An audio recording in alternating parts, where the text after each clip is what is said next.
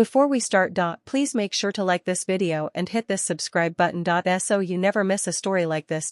And also comments where you are watching from, how many sons and daughters you have. Thanks. My name is Harper, and the day I got married was the day I almost lost everything. Are you seriously doing this right now? I yelled, my heel scraping hard against the marble aisle as I turned on my groom, the man I had loved for 4 years, the man standing in a tux, holding vows in one hand and betrayal in the other. He didn't even flinch. Just blinked at me, caught somewhere between guilt and that same smug calm he always wore when he thought he was smarter than everyone else. Harper, he said, low and controlled, like I was the one overreacting.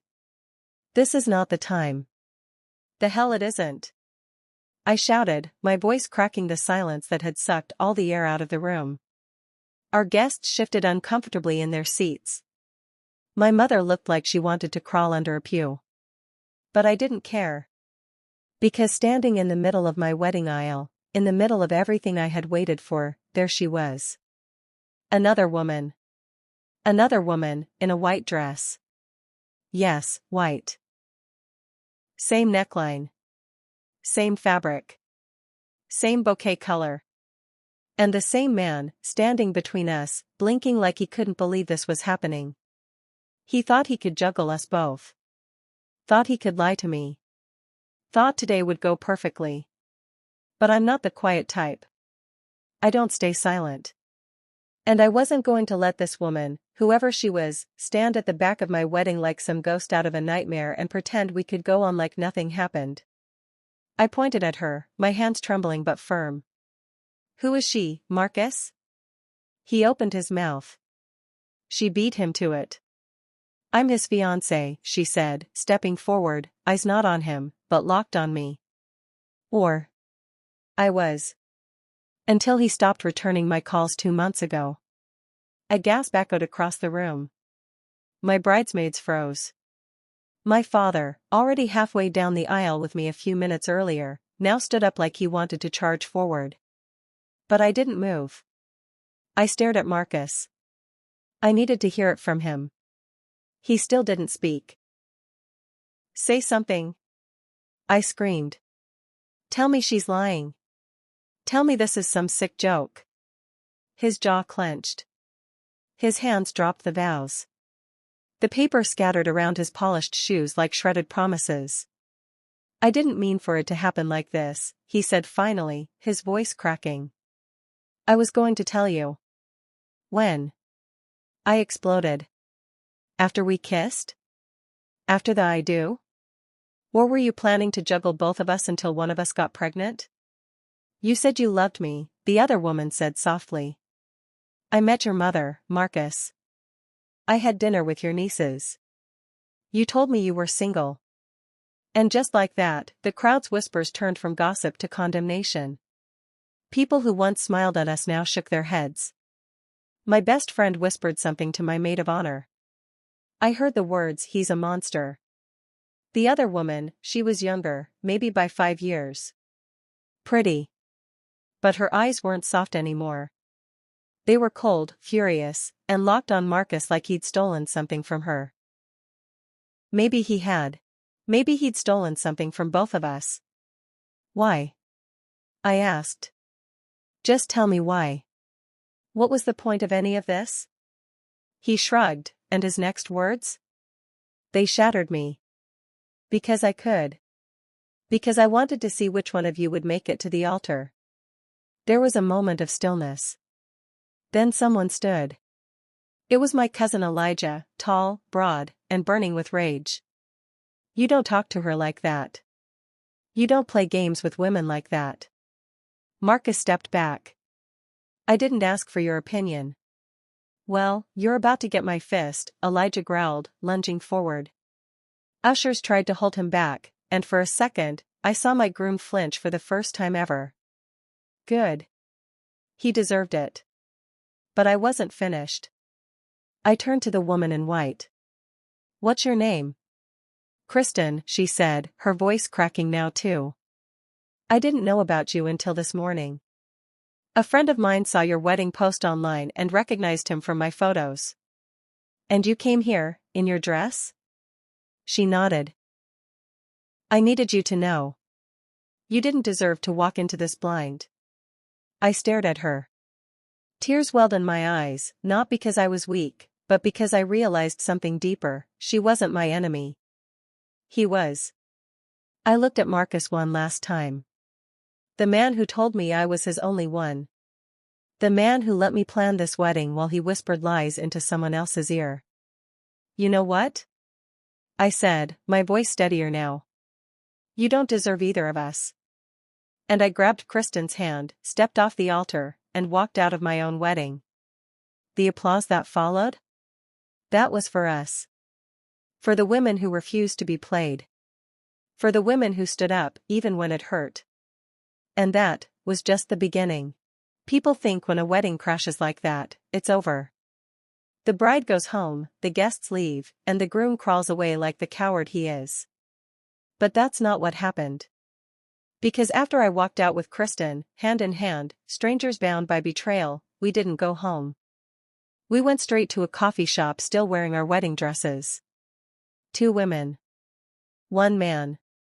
1 ruined day. We sat there for hours, veil half-pinned, eyeliner smudged, people staring like we were part of some twisted reality show. And you know what? Let them stare. We earned every second of that caffeine-fueled therapy session. I knew something was off when he started avoiding video calls, Kristen said, her hand wrapped around a chipped ceramic mug. He'd say his camera was broken, or he was at work, even though he was supposed to be off. He started wearing cologne I didn't recognize. I nodded. He started showering before his gym sessions. And one night, I found a single long hair on his coat. Blonde. Kristen smirked. I'm blonde. I stared at her. I know. She looked down. I feel stupid. I shook my head. You shouldn't. You came to stop a wedding. That's bold as hell. If anything, I should have known. I was so wrapped up in fairy tale mode, I didn't see the red flags waving in my face. Kristen looked up, eyes gleaming with something I understood too well, that quiet heartbreak, the one that doesn't come from loss, but realization. Realizing you weren't special to someone who pretended you were. We both sat silent for a second.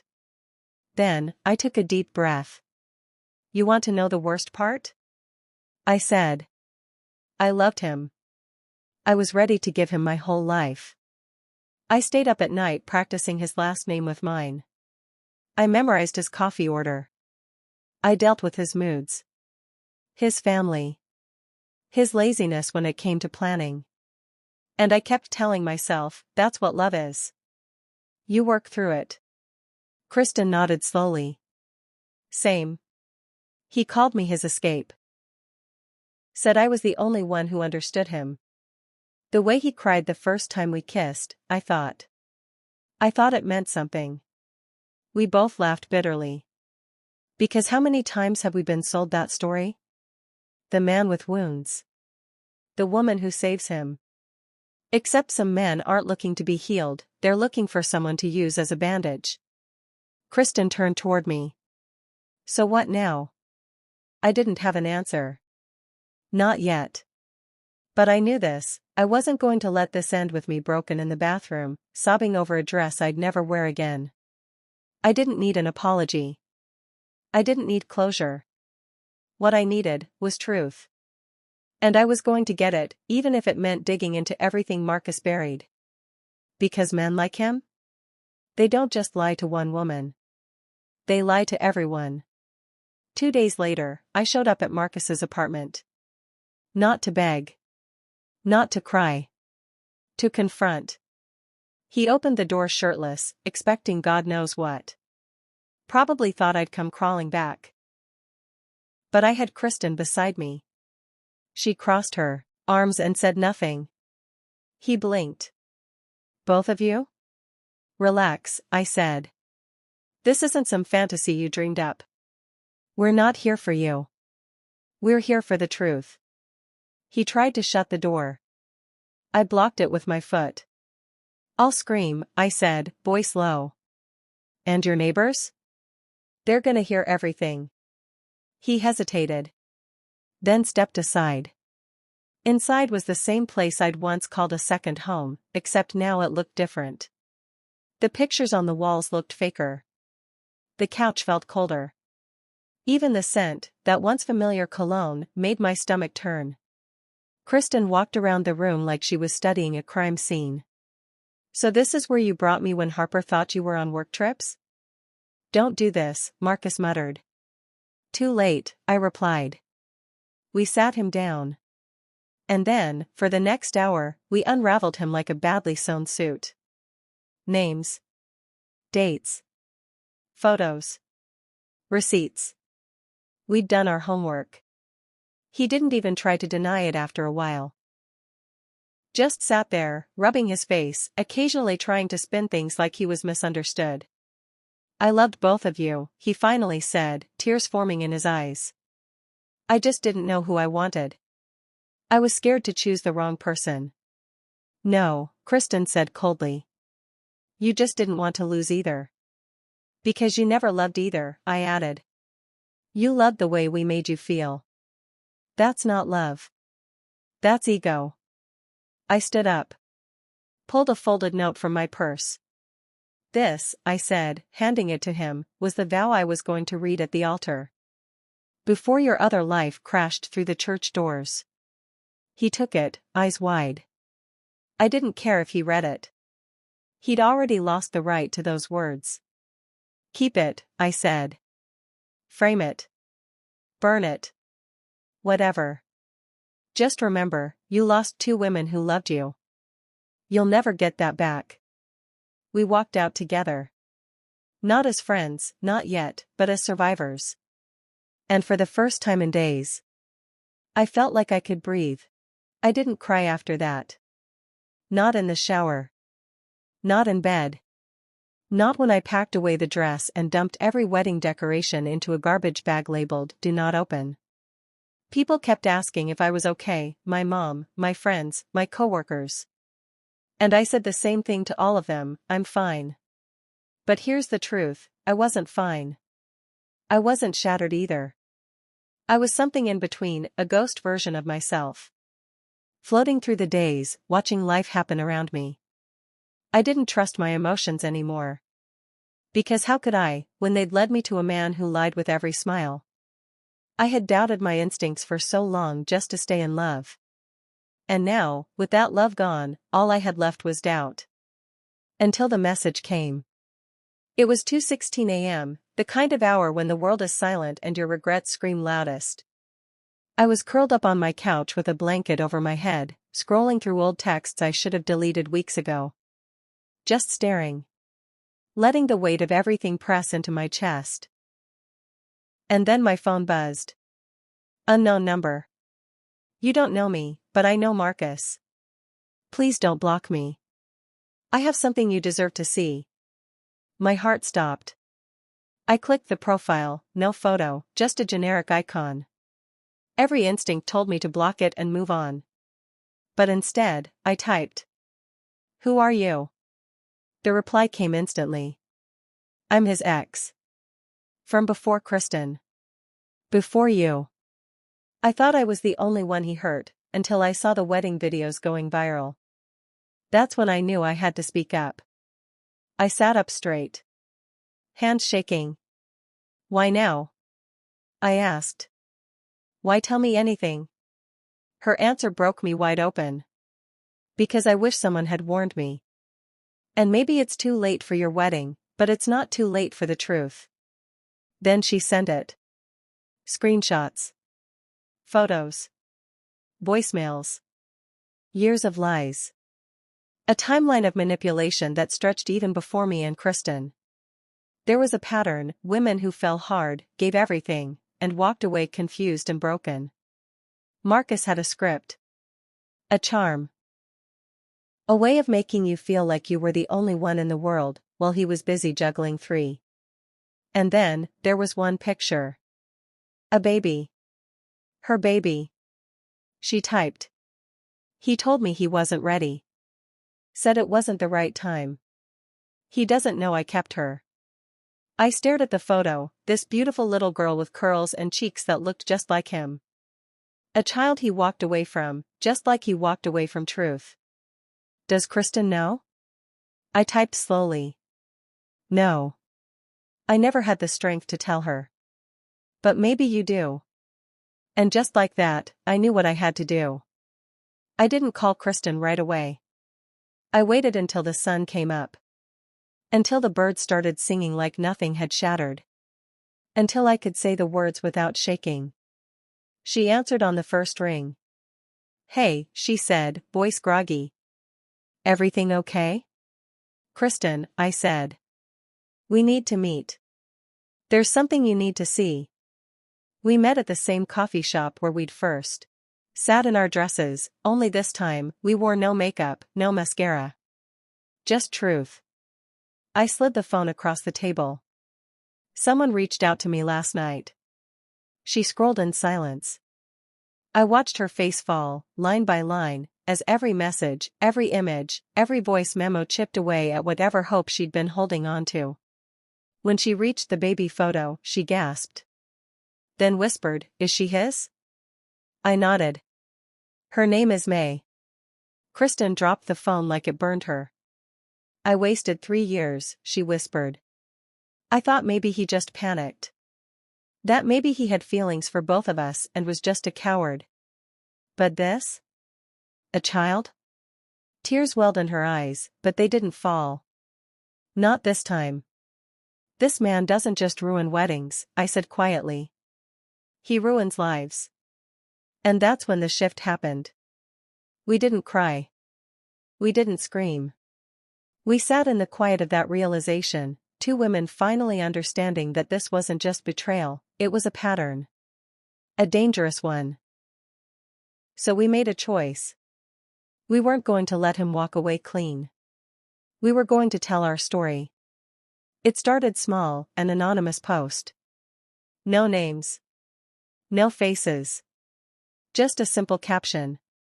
We were both wearing wedding dresses. We thought we were the only ones. We weren't. Here's what happened. The internet did the rest. People shared it.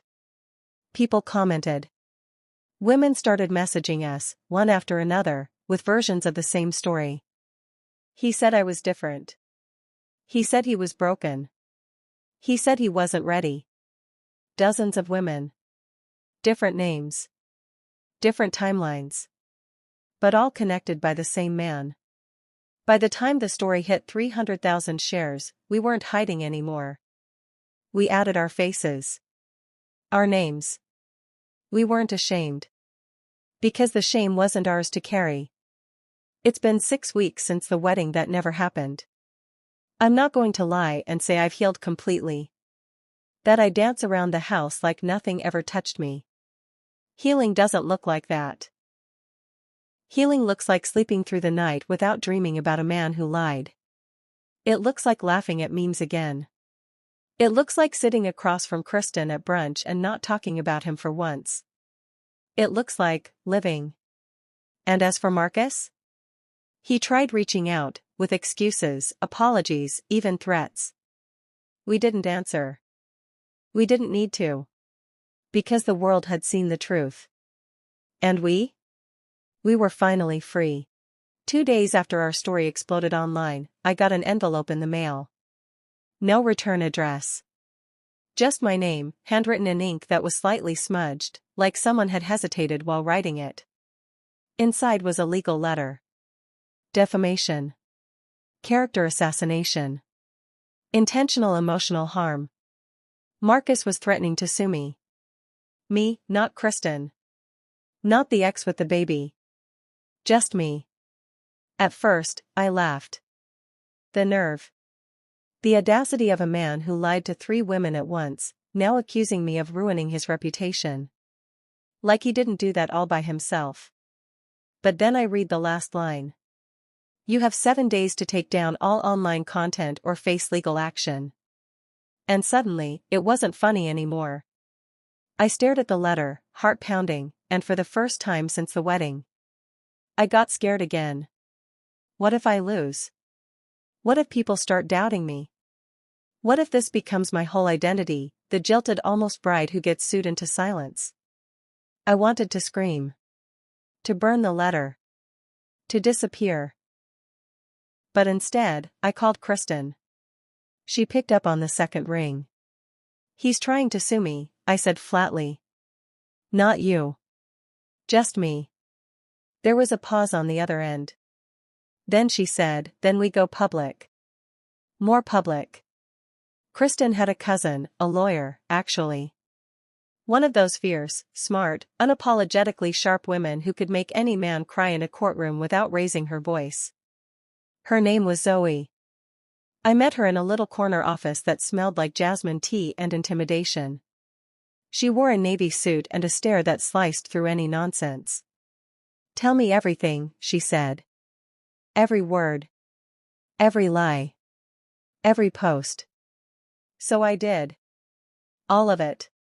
When I finished, she leaned back, crossed her arms, and said the words that flipped everything. Marcus doesn't want a trial. He wants silence. And the second a man like that threatens to sue, it means you've struck the truth, too hard, too loud, and too public. Then she smiled. Which means, we're not backing down. We didn't just defend ourselves. We countered.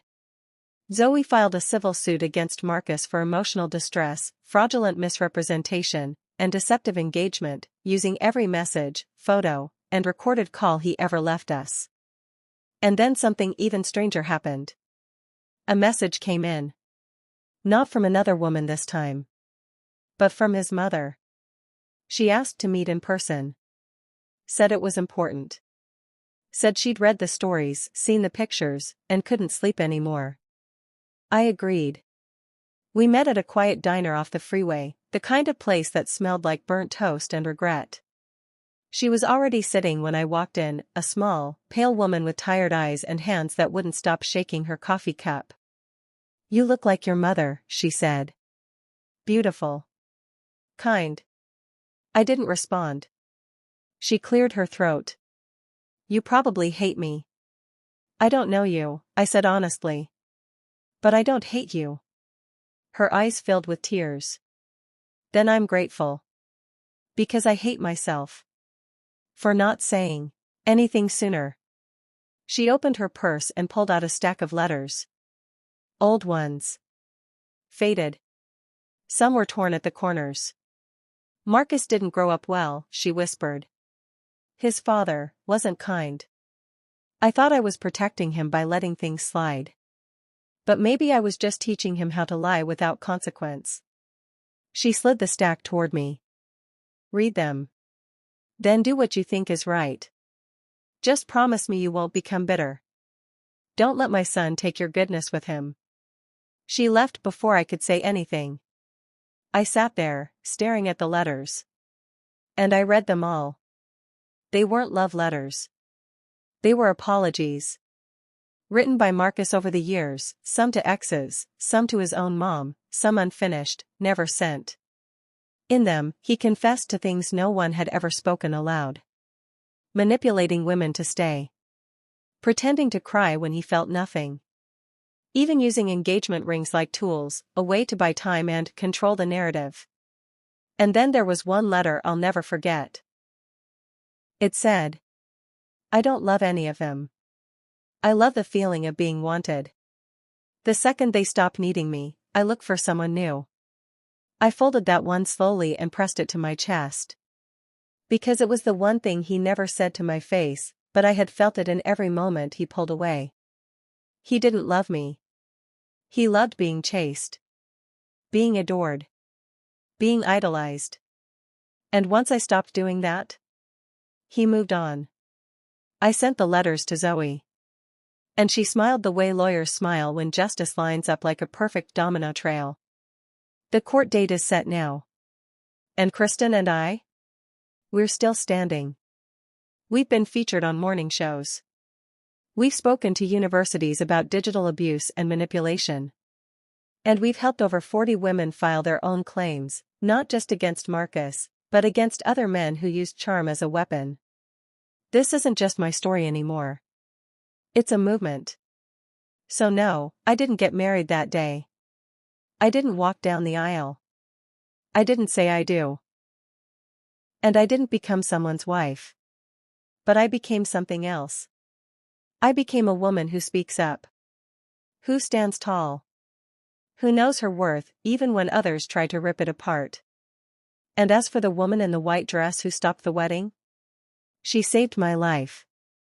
And I'm finally brave enough to say, thank you. It's been 3 years. 3 years since I stood in a wedding dress, my heart in my throat, and watched another woman crash what I thought would be the happiest day of my life. 3 years since I was humiliated in front of hundreds of guests, friends, and family. And yet somehow, set free. I didn't see it that way back then. Back then, I cried so hard I couldn't breathe. I stayed in bed for days. I deleted every photo. I swore off love, marriage, and anything with a heartbeat. I stopped trusting anyone. Even myself. But healing doesn't ask for permission. It just shows up one day in the small things, like breathing deeper when you wake up. Smiling without effort. Laughing without guilt. And learning to say no, not just to others, but to the parts of you that still want to be loved by the wrong people. I started over in a city where no one knew my name. New apartment. New job. New routine. Not to run away, but to breathe without memories clinging to my heels. I stopped obsessing over social media. I stopped checking Marcus's name online. I stopped needing revenge, because it was already happening. The court ruled in my favor. He paid damages, and even more than that, he disappeared. No more interviews. No more articles. Just silence. The kind only guilty men choose when the spotlight gets too hot. Kristen and I remained friends. Not every day, not constantly, but in the kind of way that mattered. She got married eventually, to someone real. I was her maid of honor. No runaway brides this time. Only real vows. Real peace. And I stood beside her not as someone broken, but as someone rebuilt. And then, I met someone. Not at a bar. Not on an app.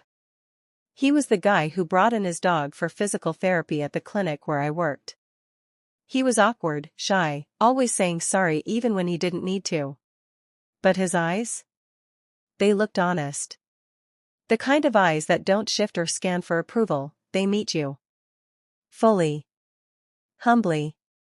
It took time. I made him wait. I made myself wait. We dated slowly, built trust like a house of cards we refused to rush. He knew about my past. I told him everything. And he never blinked. Never pulled away. He just said, "Thank you for surviving it. I won't waste what you've rebuilt." That was when I knew. Not just that he was safe. But that I was ready. So last month, I got engaged again. Same hand. Different ring. But the biggest difference? This time, I wasn't trying to be someone else's dream. I wasn't molding myself to fit. I wasn't performing. I wasn't terrified of being left behind. I was me. Fully. Flawed. And still worthy. And then, just last week, Marcus showed up. No, not in person. But in a message. An email with the subject line, "I owe you an apology." I almost didn't open it. My stomach flipped just seeing his name. Like a shadow had crept back into the room I thought I'd sealed forever. But curiosity, or maybe closure, pulled me in. It wasn't long. Just a few sentences. He said he was in therapy. That he was working through patterns. That he understood, now, the damage he caused. He didn't ask for forgiveness. Just wanted me to know he finally saw it. I sat there, rereading it. And then I closed it. And deleted it. Because I didn't need his apology. I didn't need his words to close my chapter. I already had mine. So now here I am. My name is Harper. I almost married a man who made me feel small. But instead, I became a woman who took up space again. And if you're listening, if you're someone who's been lied to, played with, thrown away, or told you weren't enough, let me say this. You are not what someone did to you. You are not the dress you didn't wear. You are not the ending they tried to write for you. You are the author now. Pick up your pen and begin again. Because trust me, there's life after betrayal. There's love after loss. And there is always, always, something better on the other side of silence.